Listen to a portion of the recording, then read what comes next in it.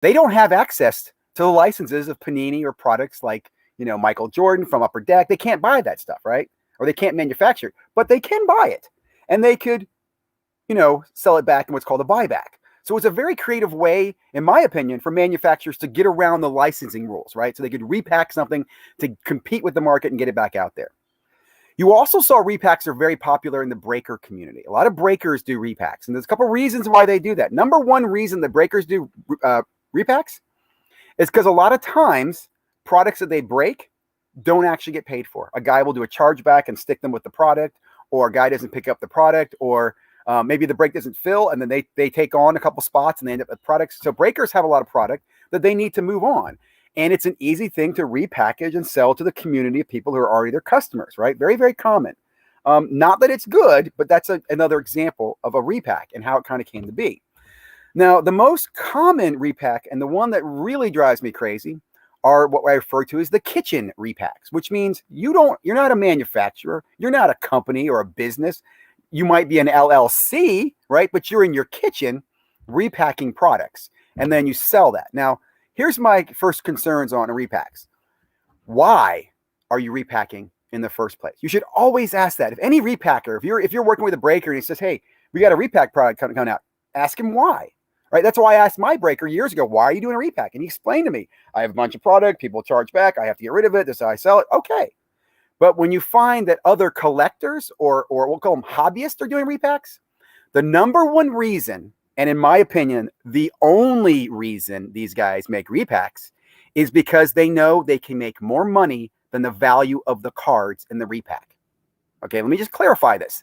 They know that if I have 5 cards and each card say valued to $500 a piece, they know they can make more money if they put those $500 of cards into repacks than they will if they were to sell them on the open market. That's why my first complaint to repackers, these kitchen repackers, is that you're lazy. You are so damn lazy, you won't take the time and effort to sell the product. Now, I'll go on and say, here's another dirty truth about the hobby. Selling is hard. Yeah, selling takes time. It also takes a reputation. There has to be trust from the buyer to the seller. So it's not easy, right? Just because you have a card that's $1,000 that comped at $1,000 doesn't mean you can go out tomorrow and get $1,000 for it. In fact, often you're going to get less than it. And repackers know this. They know they can't get the market value for the products they repack. They are scamming their buyers into paying a premium for a product that is less value than the actual market. And that is why, in my opinion, repacks are the worst scam in the hobby, right? And the reason for that is that repackers will give you every reason they can to defend it. "Oh man, I'm doing this to help my friends out because they can't get product." Well, if you're really helping your friends out, then why don't you sell them the cards under cost? Why don't you sell the $100 card to your friend for $90, right? You save money on the eBay fees and you give them a deal. Why do you have to disguise it and hide it in a repack product, right? Repacks, another thing repacks do is they put a really bad taste in your mouth for new people, right? Another problem we have, right? Go out and Google Hero of Sports, a repack product that I want to say might be almost 8, 9, maybe 10 years ago, where a guy got out there, got some, and this is before the boom, before the hobby was really big, but he just basically got some good chase cards that people wanted, and he repacked them in a product that you had a chance to get. And that's what people want. They believe this, "Oh, I got a chance. I can get $100 and I might win a $1,000 card." You might, but you also might get a $20 card. And the difference between this and a manufacturer's product, because people say, "Oh, but manufacturer's products are the same way, Ziggy." No, they're not. Right? Manufacturers, when they make the product, they don't know the market value. Panini doesn't set the market value of a silver prism that they're making. They put it in the market and let the market determine it, right? They also have machines and technology that help pack the product, right, to correlate it and get it out. When an individual is making the repacks, the next big issue I have is how are they making the repacks and are they marking the repacks, right? The number one issue you're going to find in scams of repacks is that these scammers, right, these repackers, what they'll do is they'll make a product. And then even better, they'll send one to their friend on YouTube. Every time I see a YouTuber open a repack, I know that he's getting a kickback from the repacker. It's not always the case, but most of the time, the first thing I think to myself, when I see a YouTuber open a repack, is that he's doing that for his friend. He probably got the repack for free. He's getting something out of it. He's most importantly, he's manipulating other people to believe that his friend's repack is a good product. And there's channels that I just absolutely loathe for this. In fact, Up North Collector, very, very big channel. Those guys support repackers. I won't watch them anymore, which is really disgusts me because it's a father-son that I used to love the channel. But again, what are you sending a message? What are you trying to teach people, right? Again, let's just go back to the basics of repack. Let me explain how it's done. And again, if there's any questions or comments, feel free to put that in the channel. If I have $500 cards and I want to get the most value out of them, what I will do is I'll add 5 crappy cards, right? Crappy cards. And I could put a $5 card. It doesn't make a difference, right? I can give you a floor. The worst card's $20, right? So I have $500 cards and I have 5 $20 cards. So I've got a total value of $600 in product, right? And that value, by the way, is based on comp or what the most recent comp often are, which again, as we know in the hobby, are very, very volatile. So again, when you repack a product, you put a $100 card in it. Well, tomorrow it might be an $80 card. Now I know you're gonna say, well, tomorrow it could be a $200 card. It could, but you're gonna often find that's not what these repackers are putting in the product. Okay, so let's go back to the analogy. I've got 10 cards, 5 worth $20, 5 worth $100. 10 cards, total value $600. I make 10 different packs, and then I charge each person $75 for the cards, right? Or for the pack. So I'm giving you a deal. You might get a $100 card. Worst case, you're only going to get a 20, right? So I get $700 of revenue, and you might get a $100 card. You might end up with a $20 card. There's 5 people who are going to win, 5 people aren't. It becomes a form of gambling, and people think, oh, it's just gambling, Ziggy. Why are you so against it, man? There's razzing, there's breaking, everything else in the hobby. Well, again, it's fixed. It's fixed. And more importantly, it's lazy selling.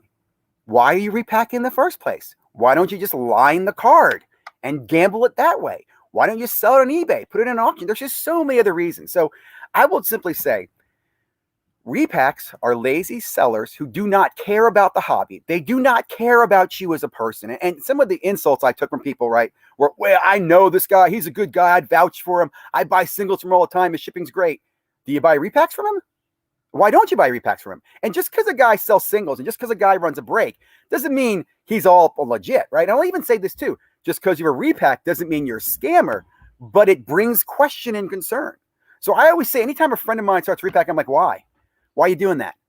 Right? And I do try to encourage him not to. I will tell you, please don't do repacks. It's just awful. And I'll try to talk you out of it. Okay, don't do it. Why are you doing it? Again, every answer I get goes back to, well, I can make more money. That's really what comes to. I know that I can make more money if I repack a product than I can if I sell it on the market. So again, why are we doing repacks? Why would you ever defend anyone who does a repack? That's another red flag. When you see a repacker and a bunch of his people are defending him, you should again be concerned that they're in on the scam, right? It's part of the scam is that you get people to believe into it, right? There's one channel I used to love watching. I think it was Collect on a Budget. The guy had a good channel. I used to watch him all the time. And then he started doing repacks. And I called him out. I said, why are you doing repacks, dude? And his whole thing was, I'm trying to give back to my channel. That's awful. I mean, it's really like you're trying to scam your channel. You don't care about your subscribers. I also think about, look, we all talk about how much we love the hobby. Do you want your kids buying repacks? Do you want your kids making repacks? Do you want your kids to be known for scamming the system to try to extort more value than the actual product is worth? See what I'm saying? See, these are my concerns around repack. Now, let me go ahead and look at some of the comments. I'm a little disappointed I didn't have a bigger audience tonight. Hey, it is what it is. I did send this out to the Twitter community because that's where I took a lot of heat on this. And I will tell you, I'm going to continue to bring heat on these repackers. Ryan, you know who you are. I've asked you a lot of times, why are you doing repacks, right? Now, you do this whole repack stream where I tell them the bottom is this and the high is this. You do repacks because you're lazy. You're a lazy seller, and you're a shitty person in the hobby. Fact. Prove me wrong. If you're not a shitty person, stop doing them. Keep doing everything else you're doing. Just stop doing the repacks, man. Find something else better to do. I'm not going to get anybody coming, I think, to debate. Ziggy, I'd love to debate a bunch of topics with you one day. Jeff, cool, man. Do you want to come in and talk? I don't know if I know who Jeff is, but I will drop in here. And I do appreciate a good debate, a good conversation. Like, change my mind. Tell me why repacks. In fact, I did do a video this morning. The best repack I've ever seen, and the only reason, in my opinion, to do a repack is to give it away for free. You got a bunch of cards you want to share them with friends? That's an excellent way to do it. Repacks are great for kids. Free. Repack for your Halloween. Send kids, a team bag with cards for Halloween. Great place to do it. I did drop the link down there if anyone doesn't want to join. Hello, Ziggy. What's up? Living with LT. What's up? Repacks suck. Yeah, and here's another thing I'll just simply say. It's funny that, again, if you're experienced, if you have a couple years of experience in the hobby, you already know this. It's not news to you. But we have such an influx of so many new people, right? And so many of them are here to grift the hobby, right? They were told to come get as much money as you can. The hobby's full of people, right? That's where the repacking problems works. And here's another fact I want to share with you. As this community, as the correction continues, right? As prices continue to fluctuate, the best place to get rid of products that are declining in value is repacks. And here's another best one. You know, another thing to do that repacks are great for? They're great for selling trimmed, altered, fake slabs, anything like that can easily be repacked. Why? Because if it's in the repack, you can't see it. You can't look at the card. You can't see if it might be altered or whatever. You can't look at and check if the PSA certificate's been stolen, right? Because it's hidden in the repack. So again, stay away from repacks. They're just designed to steal from you. There's nothing positive about a repack, even when you give it to a kid, right? I mean, I guess it's a positive if you're giving them some cards, but don't pass on garbage to people. I'll even tell you, get back to my comment. Back in 2016, I went to the National and I bought into a repack called Breakers Row. Excuse me. Breakers Row. One of the chase cards in there, I don't know, some LeBron, it was a LeBron or Michael Jordan auto. And I pulled a pretty decent card at the time. It wasn't worth the repack, and then the repack was $250, and I pulled at the time, a $100 Russell Wilson. I sent that off to PSA to get graded. Came back altered. Think about that. Again, this is why we stay from repacks. And someone mentioned this. We need to educate people. We need to teach them that repacks are bad. You can't question things, Ziggy. Sports investors' dad doesn't like it. Repacks are a total scam. Don't get it. Honestly, I don't even get breaks. Now, again, breaks. Here's my thing on breaks, Theodore. I'm a believer in the break because the break, and let me clarify this. I'm a believer in the real break because the break used to be a bunch of friends who'd get together and split the cost and share the box, right? And then you inserted the breaker, right? A guy who would do it for the friends, right? And then he would charge a small fee. He'd get a piece of the action for shipping and top loading and everything like that. So back in the day, you could get good deals on breaks because you had allocated breakers. And again, I thought it was nice. They top load my cards and sent to me. And again, there's calculated risk in breaks. I'm not here to talk about breaks, good or bad, but again, I can understand the breaking world. Today, there's so many breakers. And right now, for example, I don't know enough about that app, Whatnot or whatever, but it seems to me like breaks and breakers are designed to extract the most money they can from an individual, right? It's no longer about let's share in the cost of this burst or a beast of a product. It's how much can I extract out of the individuals contributing. And that's horrible. That's why when I do break, I only break with people I know, trust, and have allocated product.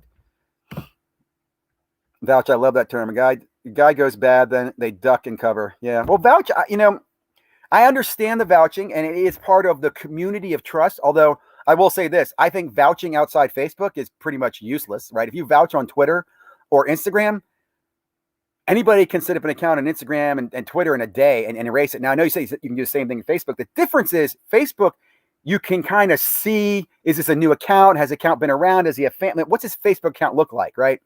Also, there's more vouching in Facebook because you can say, hey, my friend, who you can see he's a friend of him, he knows him or whatever, is getting somebody in. So I take vouches. I take vouches seriously. Like, for example, when people ask for me to vouch for them, I only vouch for people that I trust I've done business with.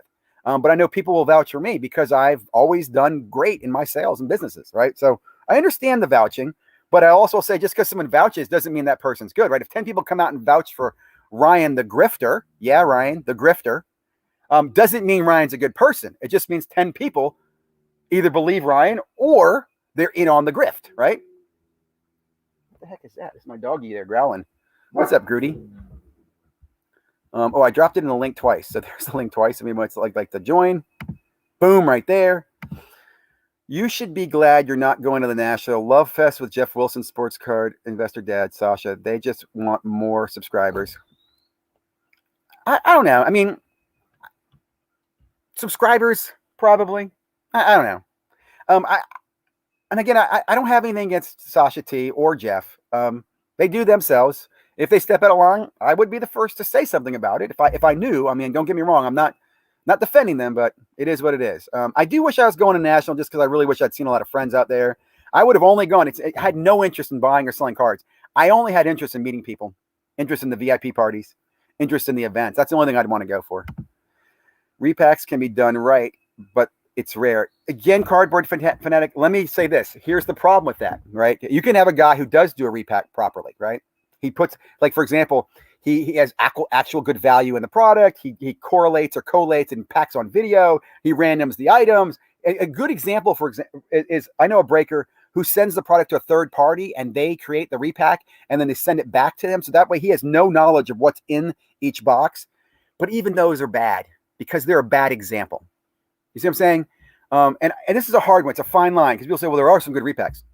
Don't support any repacks. I don't support repacks. I recommend don't support any because any one of them is a bad example. It's too easy to copy. That's like kind of saying trimming cards is okay. I don't know. It's a shady area, right? There's too much area. Here's another thing. It might be a great product that goes bad, right? Check out Heroes of Sports and you can see what I'm talking about. Very important thing too. If you're going to look at repacks, always wonder why there's no checklist. A lot of them don't include checklists, right? Hey, good evening, Ziggy. Unfortunately, used to repacks because huge in meeting back like 2000. So I pretty early as it was a wasted way to prey on the undereducated hobby. Yep, exactly. It is exactly that. It is an easy way to prey on the sheep in the hobby. And I'm not trying to be mean by saying sheep, man. There's nothing wrong with sheep. Sheep are good. They're out there grazing. They're just hanging out with other sheep. You know, they eat, play with other sheep, poop, do it over. But people are feeding off that, right? We're all in a community trying to get along. To remind you, there's just so many, not a lot, but there's so many bad people in this hobby. It's disgusting. And a lot of them too are in positions of trust. Like you go back to, I know a lot of people give Jeff Wilson credit or criticism. I still will put more focus on Josh Johnson and Chris Cardladder. I think they are the most shady characters in the hobby because remember, they are still running the how to collect class and the newsletter program that's, you know, under the ground. And they've run other scams in the past or other, I won't say scams, other hustles in the past for money. So to me, those two are worse grifters. I was even thinking about this. Like if I was going to rank grifters, I'd actually rank Josh and Chris as worse in the hobby than I would Ryan, the repacker. Because at least Ryan's doing it publicly and people he has to take the criticism. He knows that. Chris and Josh, I mean, you look at how many books Josh has written on the sports cards. He can't sell them, so he sells them to in a class. I mean, it's comical about that dude. And he lies out of his mouth about how he cares about the hobby. I'm going off on a tangent. I'm sorry. Let me get back to the repacks. Repacks even gambling on trust in someone else's trash. Good point. And again, it's more than just gambling. It's a fixed gamble, right? People say it's gambling. Well, again, there's two forms of gambling. You can do street gambling, right? You can play 3-card monte in New York City all day long. Good luck with that one. Or you can go to a casino. Casinos are regulated. They have rules. They have auditing. They have third-party oversight. There's none of that in the repack world. And there's none of that in the hobby world right now, too. So just, again, like I said, don't do repacks. Stay away from repacks. They are bad. And the people who do them might not be bad, but if they continue, they are. And if they start justifying it because, oh, it's their livelihood and I'm paying for my kid's school and you're trying to take away my income, you're a crook, dude. Why don't you just go ahead and make meth? You know, be a meth addict. Or, hey, why not, sex sell or whatever the heck. I mean, it's just, repacks. Grunt Dad Sports Cards. I'm interested in sharing some info with you and getting your thoughts. Love that you're calling out the bad habits of the hobby. Thanks, man. Hey, drop in, man. Anybody's welcome to the channel tonight. This is open up to anybody, and I appreciate you coming in if you want to come in. And if you don't, I understand. You can leave a comment, send me a message. But I mean this for the people who are pro repack. If you're a repacker out there and you want to defend this, speak up. Come in here. And again, I'm simply going to ask you, why? Why is the repack made? The answer is always, and Ryan, the repack grifter, said it. Well, dude, I don't have time to list 4,000 cards. It takes too much time. Well, then stop doing it. Okay? Stop doing it. You're a liar. You're a fucking liar. God, I can't stand the repack guys. Good thing I'm not going to the national. I'd get in trouble, dude. I would be in trouble. Wish I get back to the old days where people get order forms and they split the cost of your friends. Flippers love I agree with you, dude. I agree with you, man. It's so true. I can't tell you how many good friends I have where we would share on breaks. Like, I've got some guys, Jason, who you've seen on my show. Peter's another guy. He hasn't been on my show, but a friend of mine on Facebook. There's so many people. We used to do, like back in the 2017, we would buy into breaks and buy, like, for example, we'd buy Deshaun Watson. What was it? We'd buy the Texans and the Chiefs and as many breaks as we could. And we'd pool our money and we'd share that cost. And then we got our hits. We'd sell and share it. It was fun. And that's a great thing. Again, there's the good old days, man, when it really was about working together as a community. It was the hobby versus the manufacturer, right? It was like the manufacturer's making an expensive product. Well, what are we going to do? We're going to break together. We're going to pull our money. Now it's the hobby versus the hobby, because these kitchen bastards have decided to grift other people in the hobby, right? I mean, it's gotten bad. Hey, Ziggy, stick to your guns. Most of the cars they put in those cards, they put in those 3-packs of big names, but they all have flaws. That's why they won't send them out to get. That's another good point, Michael. A great way to get rid of shitty graded cards, right? You get a PSA 7, crack it and repack it. That's what they do. They crack it and repack it. It's the easiest way to pass on trimmed, altered, fake, scammed, whatever you want to. If it's hidden, if it's not transparent, it is a scam. A fucking scam. I'm sorry. I'm an alpha sheep. Pepino Man, dude, I absolutely love your show last night, dude. And I'll be honest, I didn't realize that I was not subscribed to your channel. I've seen your videos. I just subscribed to Pepino Man today. I'm embarrassed to say that, dude. I'm embarrassed to say that because I've seen your videos. I've seen you in other stuff. You've been a supporter of my channel. I'm a huge fan of yours, dude. If you haven't watched Pepino Man, this guy's awesome.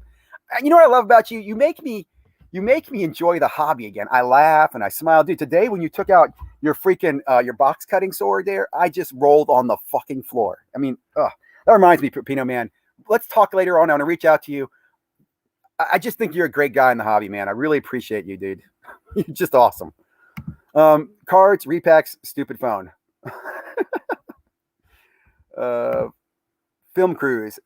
Shit is so funny. Right now, they're having a production meeting. Real? Are you at the National, Theodore? Teddy? Do I put this in twice when I do that? It's kind of interesting. I don't know. Pepino, love that guy. Cards in binders. Who's worse, repackers or hobbyists that charge subscription for the next time? I'm going to say repackers. Because again, repackers, you can do so much more in incriminating people. The sell your subscription model is terrible, but it is it's a thing. Like I don't understand why people put money in the tip jar, right? When on the join button, but they do. And I'm not going to, you do what you do. You want to share your money with people? That's fine. And that's what I've heard too. Well, I buy repacks to support the channel. Well, tell him not to do the repacks.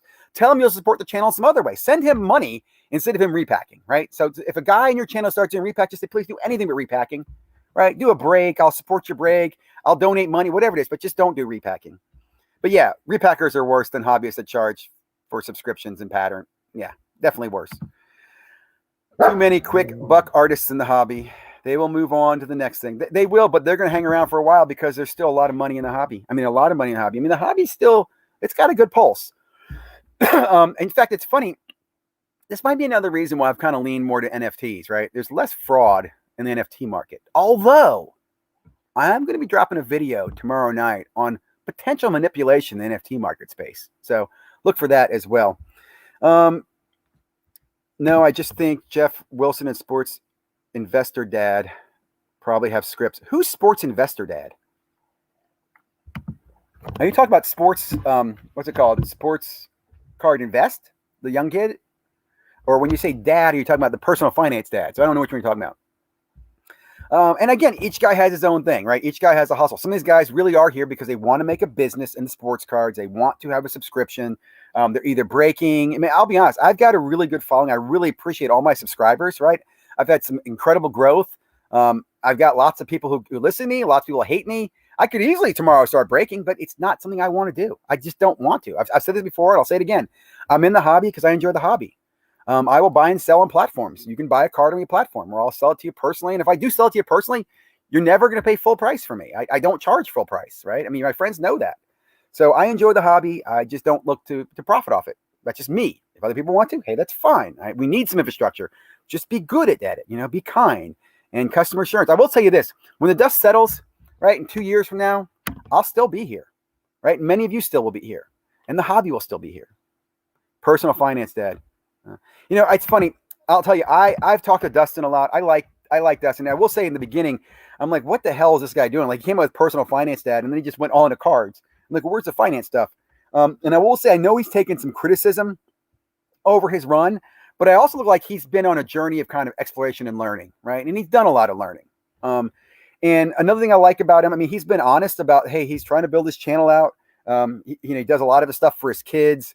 I haven't seen him, at least in my perspective, do anything that I would say is bad. I mean, I can't. I mean, I heard people criticize him because he was very big about talking about Top Shot back in January and February and hasn't mentioned it since. And I do think that's interesting. There's many channels like that who made a lot of money on Top Shot back in the day, and they haven't said peep about it since. And that's kind of like, I think, I don't know. I just think that's interesting. But again, I'm not criticizing everybody, right? And I'm open to criticism as well. I was hoping that CJ would be able to join me. He's out in the Twitter world. Maybe he's listening on Twitter. I don't know. I'm not cool this whole Twitter thing. I am broadcasting on Twitter, so if you're watching out there, I have no idea how to look at your comments. I need to figure that out. So if you're commenting in Twitter, I apologize that I'm missing that. Dustin is cool. He's not trying to sell anything. That's true. He's not. I mean, he does want to build his channel. He's clearly in the subscriber acquisition mode, right? He wants subscribers. He does build ad revenue. And he does do a couple advertisements, which I think are kind of weird advertisements, but he does what he does. I like him. I got nothing to say negatively. And here's another thing too, is I like Dustin in the sense that I could call Dustin or text him and we could talk. If I see something I don't agree with, he'll listen to me. This morning, I guess I was a little grumpy, and I posted on his thing. He was talking about the crime that potentially come to the national. I'm like, yeah, remember the hobby's full of a lot of criminals. He's like, dude, can you think of something positive? And I wasn't trying to be negative, but yes, people get ready for the national. So a lot of people go on the national for the wrong reasons. Last couple of Super Repacks were complete garbage. That's another great example. Super Break. That's a great example. So Super Break is a company that used to do repacks, right? And back in the day, I think those are the guys that did what was called the bar card. It was a very big piece of memorabilia that they would actually send and get certified by Beckett. So they would take like an autograph and they cut it. They take a patch and they cut it and they put them all together, make their own big card, and they'd send it out to an authenticator or grader or whatever. I think it was authenticated. I don't think it was graded. And they sell these things called bar cards. And I remember back in the day, I'm talking probably 5 years ago, they were, I would say, decent looking. They appear to have some good value. But I've seen some recently that are absolutely trash. It looks like somebody made them with their kids. And if you check out Mojo Breaks, they did a great video on this a while back, basically warning people not to do, like they even admit they're a breaker. They used to buy Super Break, but they started seeing the quality was crap and they didn't want to cheat their customers. So they stopped supporting Super Break. And they've told people, don't buy Super Break. They suspect that the ownership of Super Break might have changed or the management. But again, that's a perfect example of a repack product. You could build like we talk about good repacks. You could start good and then the next release, screw everybody. Right? That could be part of your plan. I'm going to come out with a good product for 1 or 2 years, build my customer base, give them a lot of money, and then year 2, 3, and 4, I'm just going to screw them. Hey, why not? It's repacks. Do whatever you want, right? You screw anybody you want. Let's see. I got a Hobby Champ. Thanks for being here. Dustin. It's cool. He's not trying to sell anything. Iceman Repacks was pretty good. Last one. Iceman Repack was pretty good. Last one is tonight. Dude, they always show you the good ones. They never show you the bad ones. And if they show you the bad ones, it's like, I said, don't worry. There's not that many. I love that. It's funny. If you go on my channel and you do search for Repack, I did 2 videos on Repacks when I first started my channel over a year ago. I think they have a combined total of 100 views between the two, right? I don't think anybody paid attention. And I even got in a little tiff with a good friend of mine, and I'll say not good friend, but a channel that I'm friendly with. I think it was MT Sports Cards, where he was making a Repack, and his friend Lockbox were making a Repack, and they're all sharing the Repacks back and forth. And I was watching, I was thinking, you guys, this looks like a scam. It looks like you're sending each other the best Repacks so you can open it in channel so you can get everybody else to buy yours. We got in a whole tiff about it. They did a whole session on why Repacks are good. And there are, like I said, there are several people in this hobby with credible accounts that do Repacks that I don't support. I will not watch. Ian, you know who you're talking about. IF, right? IF Sports Cards. Another Repack supporter. Can't stand it. Not going to support you if you support Repacks. I buy into Repack breaks, Super Breaks, but the only good ones out is Iceman. Sam, come in the channel and talk more about this. I mean, I think you should stop buying into Repacks. But you seem to think, why? Let me ask you this. You're a buyer. You're not a repacker. Why do you buy into Repacks? Like, why don't you just buy product or breaks or what is it, razzing? Why would you take a risk in a repack? Because Sam, I don't mean this to be wrong, but my thought would be if you're doing well in them, I would feel like you're in on it, right? Like, I wouldn't say you're lucky. I'd say, so do you know the repacker? Is he market? And again, I don't know you, Sam. I'm not accusing you of anything. But if I see a guy who's supporting repacks and he's like, man, my repack's great. This repack's great. I automatically think you're in on it. Because again, anybody with experience in the hobby knows that repacks are crap. They are used to sell trim, sell altered, sell fake slabs, anything you can want, sell bad grades, right? Send them in a repack. Market manipulation, big time. It's so easy. Vegas Dave is jack off, but he's spot on. I watched that video today too. It is interesting. Vegas Dave's problem is he's too arrogant about his message. I listened to it and he's spot on the Jordan manipulation there. I'm going to agree with that. I mean, first off, you listen to Ken Golden. Golden basically admitted that he was controlling the Jordan auction population over the last 6 months, right? He had 40 of them in possession. He decided which one to put out and when to put it out. I mean, how is that not manipulation, dude? I don't even know. But again, when you're talking that much money, people turn a blind eye to it. I guess it's terrible. But yeah, I did see Vegas Dave's. I will say too, people give him crap about he bought the Derek Carr stuff. I do think he's spot on about the crash. I do think he was right to sell when he sold, and I do think things are going to get worse because, again, right now, and I actually commented this, if you go to Sports Card Investor, put a video out today, said, what do you think about the market? I said to him, the correction's not over. I said, there's way too much product being created and way too many products being created, and the demand is down. The demand is not there to support it. It's just not. So we're going to see a lot of more scams and grifting in the hobby, unfortunately, in my opinion. I love that it took a few people calling Ryan out on his comps for repacks for him to finally tell what he paid for his cards. I didn't even know that, but hey, great. And again, I'm going to call bullshit on it. I think he said he paid $41,000 or something like that. Bullshit. Hey, Ryan, keep talking, dude, because when the authorities come, they're going to love what they find, dude. Just keep talking, and that's all I'm going to say. And your friend who's the lawyer who's on Twitter, like trying to tell me I'm defaming him, I'll go and take my chances, okay? I'm happy to go to court and sit there in front of a judge or jury and argue that this gentleman over here is scamming people and I called him out, okay? Dude, don't even get me started. I mean, first of all, my father's a lawyer, so I'm going to say that before I make this comment, but most lawyers are fucking snakes.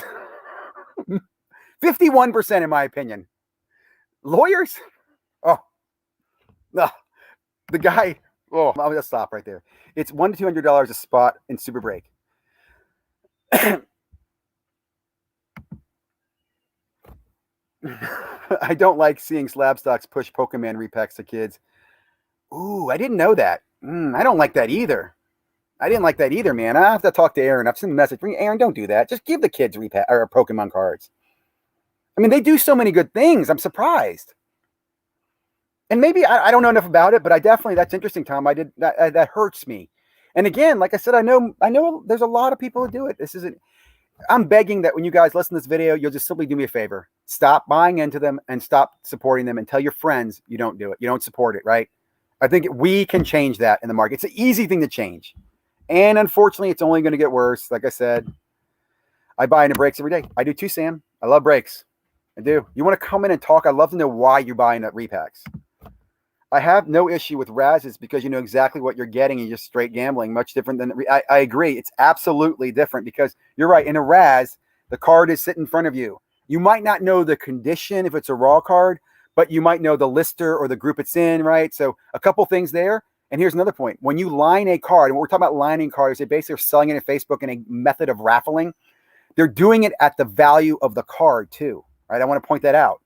You don't line a card at 150% the value. And if you do, you're in a terrible group. You should get the hell out of that group, but you don't do that. But that's what a repack does. A repack's goal is to get more value than the actual content, right? 20%, 30%, 100% over the value of the card. You can't do that if it's a legit, open, transparent transaction. Mark my words, they're going to show sales of high and ultra modern basketball and football. The grifters have so much invested in it. The fractional ownership recipe for disaster, ultra modern. I tell you, that's another one that bothers me too, is the fractionals. The fractionals, man. You know, here's something real quickly. Anybody hear about that Babe Ruth? Remember the Babe Ruth that's supposed to be $6 million and they were going to raffle off 1%? Did that ever happen? Anybody know? Because I'm thinking maybe the SEC stepped in and stopped it, which would be awesome if they did, right? Because it hasn't happened. And if the SEC did stop it, I think that should be public, that someone should come out and say, hey, you know what? Collectible got stopped by the SEC. That would be freaking awesome. I doubt that happened because I just don't think the SEC is knowledgeable enough to know what's going on. But it would make me feel so much better if they stopped that. They are raising money for kids camps and give free data tools, but when I see Pokemon repacks, it rubs me the wrong way, and I'm doing breaks and things. I agree with you, dude. I didn't know about the repacks. I agree with you. They raise money for kids. They do free data tools. I've heard, and I'll say everybody goes through learning, right? I heard that they were criticized when they were younger for hyping cards and selling the cards that were hyped. I applaud them for the good that they have done. I don't know about the Pokemon thing. I will ask them. I mean, maybe it's a positive. Again, I don't like. Let me say this again. No repack is good, but maybe it's one that's at market value where they charge the person actually has the value. I don't know, but I will say something. I will reach out and say, hey, can you guys stop doing it? Why don't you find a better way to do this? Again, because you set a poor example. Like you're teaching kids to repack, right? I'm trying to think. Do you think kids should start repacking sneakers, right? Hey, you could win a Jordans, but you might get some old crusty sandals, right? Could you see that repack sneakers? Maybe you could win a sandal, or you could win a Nike Air Jordan. Oh my goodness. I got 2 LaMelo auto redemptions. Should sell one. That's great, Sam. That is great, dude. Part ownership of a Tatis, Herbert, Zion. They don't have a body to work. I agree. I buy into repacks to get LeBron, Kobe, graded PSA, and Jordan factors. Why don't you just buy into Raz's or buy them off of eBay or buy them in breaks? Like, why are you supporting the repacker? And do you not see the challenge with them? Are you ever concerned that the graded cards you get are fake? You ever think about that? You think your slabs might be fake? Do you check at the bottom and make sure they got the 2 dots by patent on the BGS? Pump and dump with cards. What the Zion count or Wander Franco up to with PSA? Very high. Sam, how many of those have you hit? Yeah, and how many have you missed? I'd rather spend $100 to get a good graded card than a random team and a Prism hobby. A good card, but that's not what's happening there, Sam. And again, you are supporting a guy that's grifting you, right? I'm not going to argue the Prism box. You don't want to do breaks, don't do breaks. But supporting grifters, you're making the hobby worse. It's like, hey, they legalize weed in a lot of parts of the country. It'd be like if you're a meth creator, right? You're like, well, I just do a little bit of meth. It's still bad. I mean, that's a poor analogy, but I think you get my point. Ziggy, appreciate you asking Aaron that because I don't know the details and Mac repacks from Reddit. I will ask him. I'll reach out. I'm not saying he's going to answer me, but he has responded to me on messaging before. And, I'm not a bad person. I do like their product. I like what they're doing. And I'd simply say, please don't do it, man. I mean, can we find a better way to do this? Is there a red carpet tomorrow? I'd like the Oscar awards. Nat and Golden. Star Wars, Darth Vader. That's funny. That'd be funny. PSA's logo is Death Star. No, PSA is the Borg. And again, I don't know. They are what they are. That's called the Imperial March. You're right. Dun, dun, dun, dun, dun, dun, dun, dun, dun. Dun, dun, dun, dun, dun, dun, dun, dun. Okay, guys. I have 3 Mellow Autos, and I buy into breaks on Firehand, and I am very lucky. Sam, that sounds good, dude. You also sound new to the hobby, but I don't know you. So I do appreciate you being here, and I do appreciate you making some comments on the other side of the fence. This wasn't the debate or the conversation I was hoping we might have. But again, everybody, thank you very much for being here. I'm going to go ahead and cut this. We've been 40 minutes, and people don't watch this much, and I want them to watch the beginning, and I want them to understand why we're not doing these things. So thank you, guys. I play poker all day long, the same concept breaks. Okay. Well, Sam, let you and I talk later on. Guys, have a great night. Back tomorrow morning live at 8:30 with Sports Cards Daily Live. And tomorrow night, we drop in some new content around potential manipulation in the NFT market. Thank you, guys.